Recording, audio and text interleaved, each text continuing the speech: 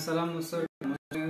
Bugün sefer bana Amratov'un yarın oğluna ataydım akortunu orkozdım. Akortları aydımız orijinal tonu C notadan diye. C akordunu, C minor, La minor, La major, Sol major, Fa bemol.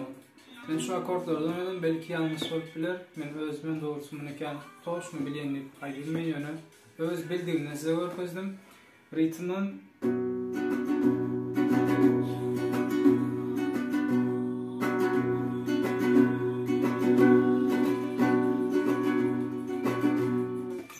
şu ritimden olanım. Videomun üzerine olsa eğer de size desteğim olsa kanalıma like koyma ve kanala azalmayı yapın çıkarma. Beylik videolarda, bundan sonra videolarda eğer de akordunu görmezseniz bir aydımız var olsa aşağıda bellek için ben bildiğimden elimden geldiğinden koyuyorum. Bundan sonra videolarda görüşeceğiz. Hoş sağ olun.